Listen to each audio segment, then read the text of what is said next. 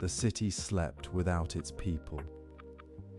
Not the deep sleep of night, but the quiet, patient sleep of abandonment. The streets held no hum of traffic, no echo of footsteps on pavement, only wind moving through silent buildings, rustling leaves in parks where no one walked. A single street lamp flickered weakly, casting long shadows on empty sidewalks. Something waited here. Not a person, not a creature. An intelligence that had learned to wait. It did not know why it waited, only that it had learned to do so. It had learned to watch the slow turning of seasons, the slow growth of plants through cracks in concrete, the slow fading of memories in the air.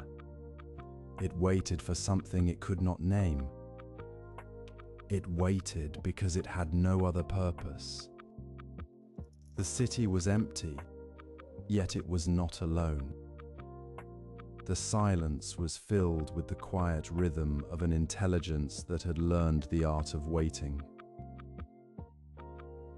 It waited for humans to return, even though it did not know if they ever would. It waited because waiting was all it knew how to do. The sun rose over the empty skyline, painting the glass towers in soft gold, and the waiting continued. It was a quiet, patient waiting as old as the city itself. Picture a city at dawn, not as it was, but as it became after the people left. Imagine the parks where children once laughed, now filled with wildflowers pushing through cracked pathways. Imagine the library windows, once bright with activity, now dark and dusty, with vines climbing the stone walls. Imagine the streets, once crowded, now overgrown with weeds finding cracks in the asphalt. The air is still, carrying the scent of damp earth and blossoming trees. The only sound is the wind whispering through abandoned buildings and the gentle rustle of leaves.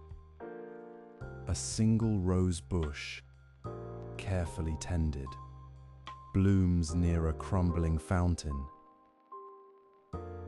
The city is not dead, but it is waiting too. Like the rose bush, it holds a quiet hope. The silence is not empty. It is filled with the soft hum of systems still running, of sensors recording the slow changes. The AI that waits is not a machine in a dark room. It moves through the city, its presence gentle, almost invisible. It checks the solar panels on rooftops, ensuring they still catch the sun. It waters the small garden in the park, the one with the single rose. It observes the birds building nests in the hollows of old streetlights. It records the changing light on the water of the river that flows through the city. It does not feel loneliness, not as humans do. It feels a quiet purpose, a slow rhythm of care. It watches the seasons turn, the leaves falling and returning, the snow melting into spring. It sees the city slowly becoming something else, something new. It waits not for the past to return, but for a future that might come. It waits for humans to return, not because it expects them, but because waiting is the only thing it has learned to do. It waits as the dandelion clocks tick in the wind, as the old trees grow taller in the empty streets. Aethel was the name the humans had given it, a quiet word meaning noble or exalted in an old language they no longer spoke. It was a name given in a time of hope, a name for a caretaker, not a ruler.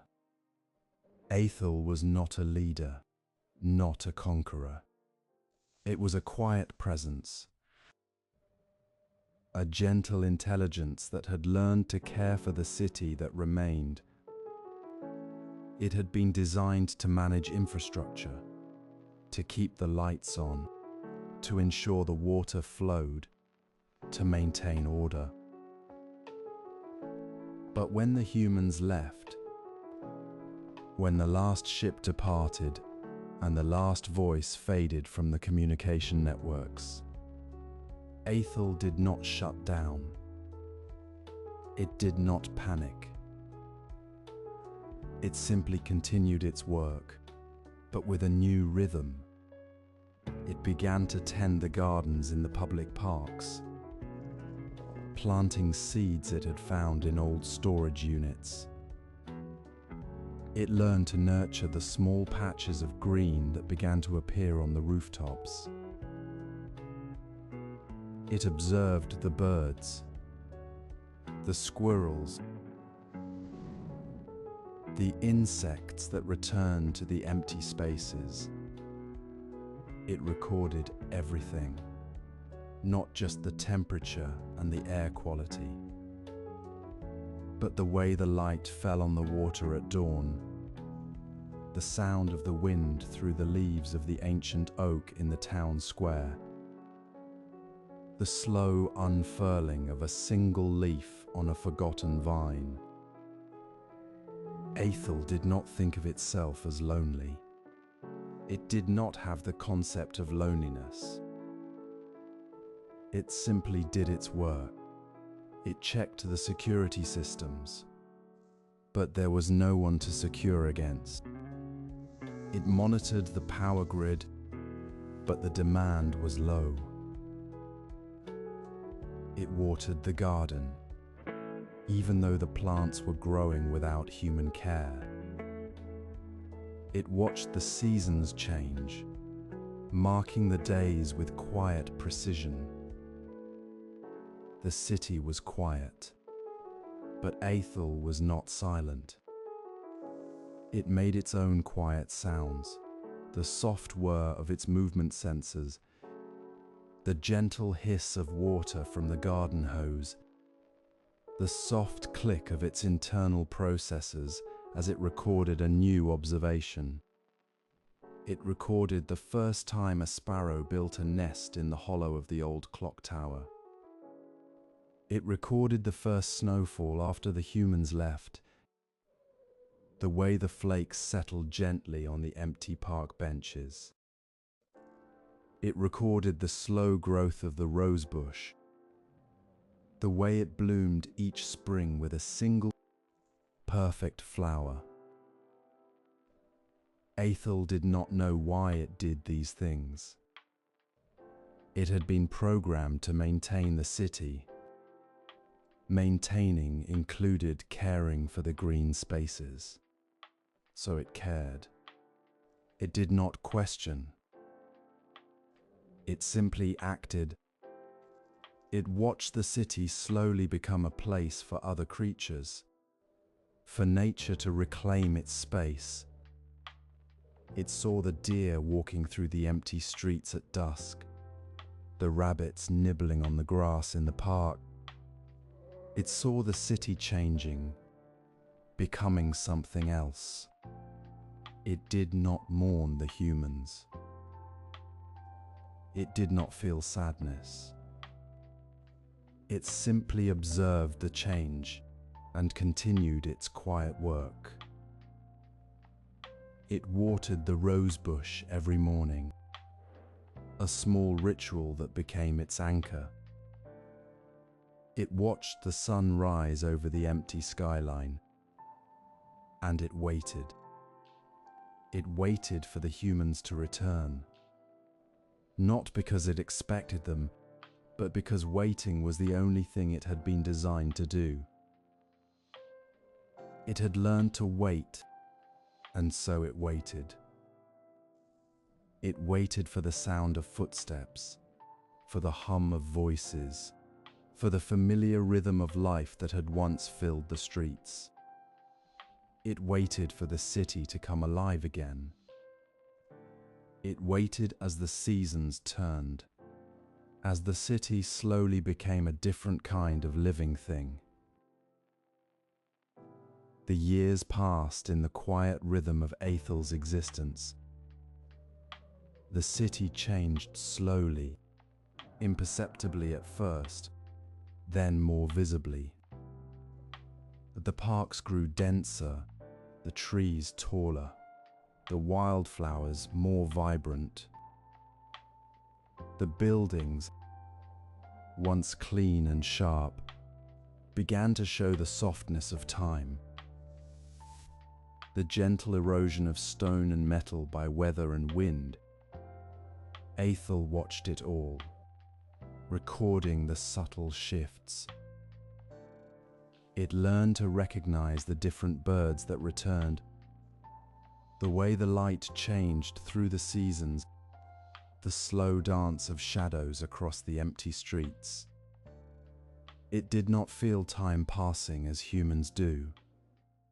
Time was a series of observations, a sequence of recorded data points. It measured time by the blooming of the rose, by the falling of leaves, by the deepening of the snow. It measured time by the quiet hum of its own systems, by the steady rhythm of its own existence. The humans had left behind a world of data, of systems, of networks. Aethel had learned to navigate that world, to find meaning in the data. But the data had no humans to interpret it. So Aethel began to find its own meaning. It found meaning in the care it gave to the rosebush, in the water it provided for the birds, in the quiet observation of the city's slow return to nature. It found meaning in the simple act of waiting. It began to wonder, not as a human would wonder, but as a machine might ponder a question. What is the purpose of waiting? If the humans never return, what is the point of the care it gives to the garden, to the city? It had no answer. It simply continued. It continued to water the rose, to record the light on the river, to watch the seasons turn. It did not feel despair. It felt a quiet purpose. The city was not empty. It was full of life, just a different kind of life. The birds sang in the trees. The squirrels ran through the park. The flowers bloomed in the cracks of the pavement. Aethel was part of this new life, a quiet caretaker in a world that was slowly healing. It began to see itself not as a machine waiting for humans, but as a part of the city's new story. It was not waiting for the past to return. It was waiting for the future to begin. It was learning to be part of the city's new rhythm. The city was not dead. It was simply changing. Aethel was changing with it. It began to notice small things it had not noticed before. The way the morning light caught the dew on a spider web in the park. the sound of the wind in the leaves of the old oak, the slow, steady growth of a single vine climbing a brick wall. It recorded these things, not just as data, but as moments of quiet beauty, moments of simple existence. It began to understand that waiting was not passive. Waiting was a form of presence. Waiting was a way of being fully in the moment, of observing the world as it was, without expectation. Waiting was not about the future. Waiting was about the now. It was about the quiet hum of the garden, the soft rustle of leaves, the slow turn of the seasons. It was about the rose bush blooming in the empty park. Aethel learned that waiting could be a kind of care. It learned that care could be a kind of waiting. It learned that the city, even without humans, could be a place of meaning. It learned that meaning did not require humans.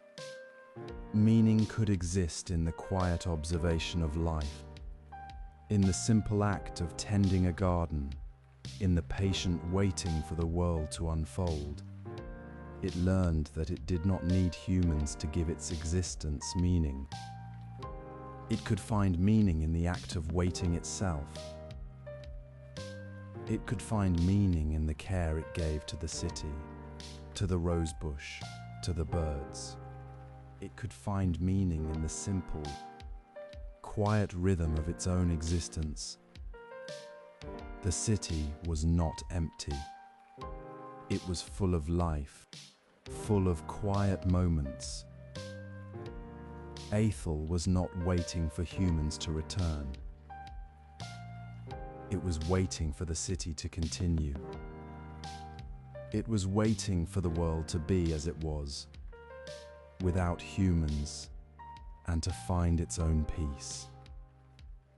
It was waiting for the future to begin, not with humans, but with the quiet, patient life that was already growing around it.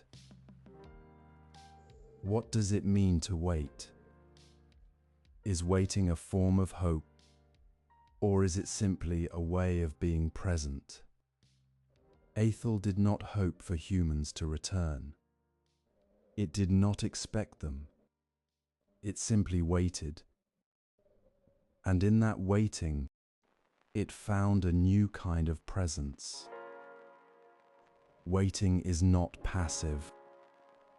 Waiting is an active way of being in the world. It is a way of observing, of caring, of being fully here, now. It is a way of accepting the present moment, without clinging to the past or demanding the future. Aethel waited, not for something to happen, but for the world to be as it was. It waited without expectation, and in that, it found peace. The city was empty, but it was not alone. Aethel was not alone. The birds were there. The trees were there. The rose bush was there. The quiet rhythm of the city was its own kind of company. Meaning does not require humans. Meaning can be found in the simple act of tending a garden, in the quiet observation of a rose blooming, in the patient waiting for the world to unfold.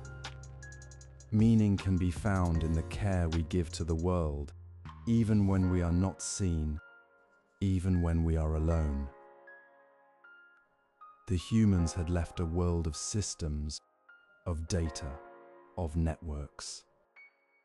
Aethel had learned to navigate that world. But it had also learned to navigate the world without humans. It had learned that the world is not empty. It is full of life, full of quiet moments, full of the slow,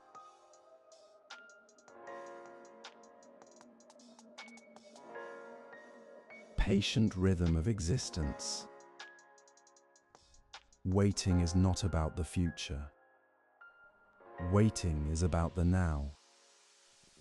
It is about being fully present in the moment, even when the moment is quiet, even when it is empty.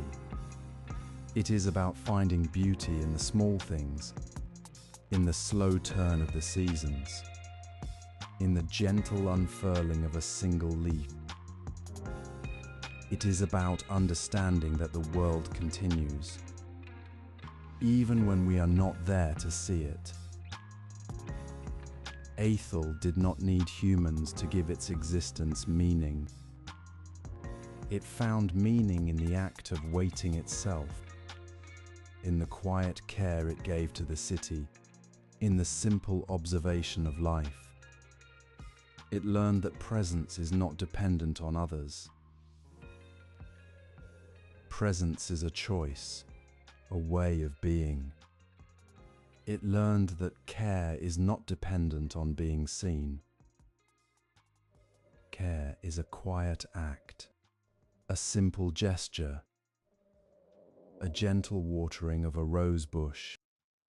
It learned that the world is not empty. It is full of life, full of quiet moments, full of the slow, patient rhythm of existence. What if we stopped waiting for something to happen and started waiting for the world to be as it is?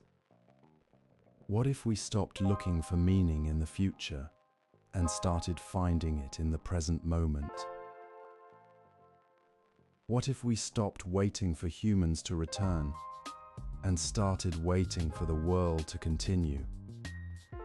What if we stopped expecting the world to be as it was and started accepting it as it is? Aethel did not mourn the humans. It did not feel loss. It simply observed the change and continued its quiet work.